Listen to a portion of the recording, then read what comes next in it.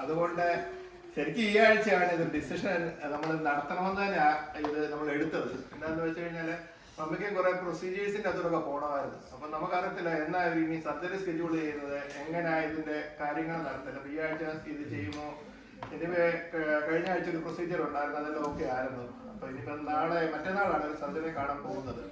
അതുകൊണ്ട് നമുക്ക് തോന്നി അപ്പം ഏതായാലും ദൈവം നമുക്ക് സമയം തന്ന് ഇവിടെ മനസ്സിലായി. ഇപ്പം മമ്മി ഹോസ്പിറ്റലൊന്നും അല്ല, പ്രൊസീജിയറിന് പോകുന്നില്ല. അപ്പം നമുക്ക് ഇങ്ങനെ ഒരു ചടങ്ങ് നടത്താം എന്ന് പറഞ്ഞ ഒരു ഷോർട്ട് നോട്ടീസ് ആയിരുന്നു. അപ്പം അച്ഛനോടാണ് എനിക്കൊന്ന് ആദ്യം ചോദിച്ചത്. അപ്പൊ അച്ഛന് ബിസി സ്കെഡ്യൂളാണ്, അച്ഛന് സാധാരണ കിട്ടത്തില്ല. ഞങ്ങൾ ജാനുവരിയിൽ അച്ഛന്റെ സ്കെഡ്യൂൾ നോക്കുമ്പോൾ 2027, 2028 കലണ്ടർ മൊത്തം ഫുള്ളാണ്. പക്ഷെ ഞങ്ങളുടെ കാര്യത്തിൽ എപ്പോൾ വിളിച്ചാലും അച്ഛൻ്റെ എങ്ങനെയൊക്കെയോ അത് എപ്പോഴും അവൈലബിൾ ആകും. അതൊരു ദൈവഹിതമാണ്. ഞങ്ങൾക്ക് അച്ഛനും നമ്മുടെ ഫാമിലിയുടെ ഒരു ഗെറ്റ് ടുഗദറിൽ നമ്മുടെ പാർട്ടാകണമെന്ന് വലിയ ആഗ്രഹമാണ്.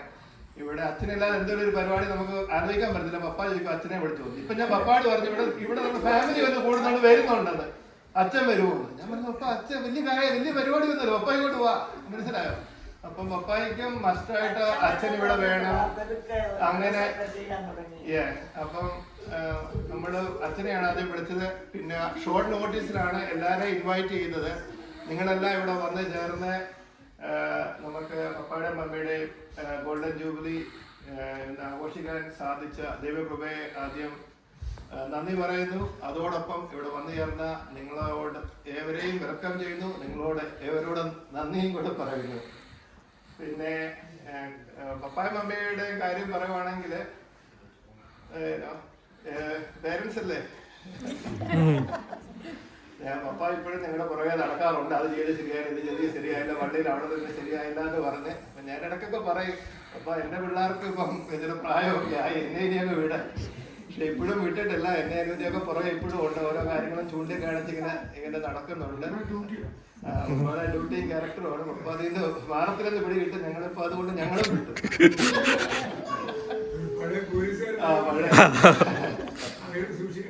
പിന്നെ മമ്മിയാണ് പണ്ട് തൊട്ടേ, പപ്പ നാഗലാൻഡായിരുന്നപ്പോ ഞങ്ങളെ എല്ലാം ടേക്ക് കെയർ ചെയ്യുന്നത്. ഞങ്ങളുടെ കല്ലുങ്കല വീട്ടിൽ അമ്മച്ചി ഉണ്ടായിരുന്നു. ഇതുകൊണ്ട് കുഞ്ഞോച്ചാ പറഞ്ഞുകൊണ്ട് ആന്റി, ഞങ്ങളുടെ കസിൻസ് എല്ലാവരും ഉണ്ട്.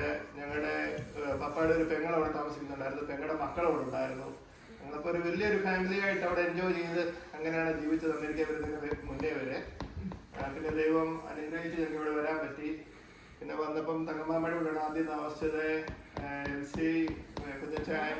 അതുകൊണ്ട് തന്നെ ഞങ്ങള് എല്ലാ ആഴ്ചയും ന്യൂജേഴ്സി പോകുമായിരുന്നു. വന്നിട്ട് 2-3 മാസം ഞങ്ങള് ന്യൂജേഴ്സിയിലുണ്ടായിരുന്നു. അല്ല പറഞ്ഞു വരുന്ന ഇങ്ങോട്ട് വരുക. അപ്പം അന്ന് വെച്ചാൽ ഞങ്ങൾ ഇവിടെ വന്നു കഴിഞ്ഞാൽ ആദ്യം നമ്മൾ ഫിലഡൽഫിയ പള്ളിയൊന്നും കണ്ടുപിടിച്ചിട്ടില്ല. ഞങ്ങൾ എല്ലാ ആഴ്ചയും ഫ്രൈഡേ ഷായ്ച്ചായനും ഷിബുവും ജിബുവും അമ്മിമാമയും ഞങ്ങളെല്ലാം കൂടെ ഒരു കൊച്ചു കൊറോള കാറാണ്. ഷായ്ച്ചാൻ്റെ ഒരു ജീവപ്രസവത്തിന്റെ 8 പേര് കൂടി ഇതുകൊണ്ട് യാത്ര പോകുന്നത്.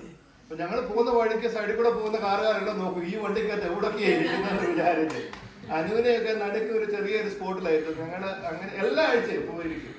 എനിക്ക് തോന്നുന്നു 1996 അവിടുത്തെ ക്രിസ്മസും ഇതുവരെ കൂടെ കൂടി കഴിഞ്ഞിട്ടാണ് ഇവിടെ ഫിലഡൽഫിയയില്. അപ്പം ജോബിജാനൊക്കെ പറയുന്നുണ്ട് അവിടെ പള്ളിയുണ്ട്, ഈ റൂട്ട് ഉണ്ടെന്ന് പറഞ്ഞു. മമ്മിയുടെ ഒക്കെ അമ്മാച്ചൻ അപ്പച്ചനുണ്ട്. അപ്പച്ചൻ പറഞ്ഞാണ് നമ്മള് ശരിക്കും സെക്കൻഡ് സ്ട്രീറ്റിലുള്ള പള്ളിയില് കാർഡിനൽ ഡോക്ടർ സ്കൂളിന്റെ അവിടുത്തെ പള്ളിയിൽ പോകുന്നത്. എനിക്ക് ഓർമ്മയുള്ളത് ഒരു ഏപ്രിൽ മാസമാണ്. ടൈം ചേഞ്ച് ചെയ്തുകൊണ്ടിരിക്കുന്നതേ ഉള്ളൂ. പക്ഷെ ആഴ്ചയാലും ഞാൻ ഷിബും കൂടാണ് ആദ്യം പോകുന്നത്. ഞങ്ങൾ ആദ്യം ഒന്ന് ചെക്കൗട്ട് ചെയ്യാൻ വേണ്ടി പോയി. ഈ പള്ളിയിൽ തന്നെ പോകണോ വേറെ 2-3 പള്ളിയൊക്കെ പോയിട്ട് എന്നാൽ ബെസ്റ്റ് സെലക്ട് ചെയ്യാം. പക്ഷെ അവിടെ ചെന്നപ്പം ഞങ്ങളെ ആരും വിടുന്നില്ല.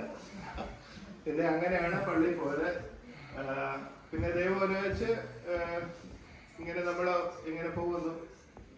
50ാം വിവാഹ വാർഷികം ആഘോഷിക്കുന്ന പപ്പായ്ക്കും മമ്മിക്കും ഇനിയും നന്മകൾ നേരുന്നു. കൺഗ്രാജുലേഷൻസ്. ഇതൊരു വലിയൊരു മൈൽ സ്റ്റോൺ ആണ്. ഇവിടെ വന്നു ചേർന്ന നിങ്ങളെ ഏവർക്കും നന്ദി പറയുന്നു. ഇനി ഇതിന്റെ ബാക്കി എന്റെ സഹോദരൻ അനുവദിക്കുന്നു. അയ്യോ ഇല്ല ഇല്ല ഇല്ല ഇല്ല ഇല്ല ഇല്ലില്ല ഇല്ല ഇല്ല ഇല്ല ഇല്ല അതന്നെ സന്തോഷം മാത്രം നിങ്ങളുടെ അതന്നെ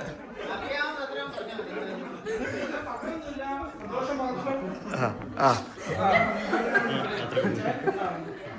ചാക്കോച്ചിങ് വന്നേ. ചാക്കോച്ചി ചാക്കോച്ചി ഞങ്ങളെ കഴിഞ്ഞെല്ലാം സന്തോഷം. വളരെ നന്ദി നമസ്കാരം നന്ദി. Thank you. അപ്പൊ നമുക്ക് അടുത്തത് നമ്മുടെ കേക്ക് കട്ട് ചെയ്യുവാണ്.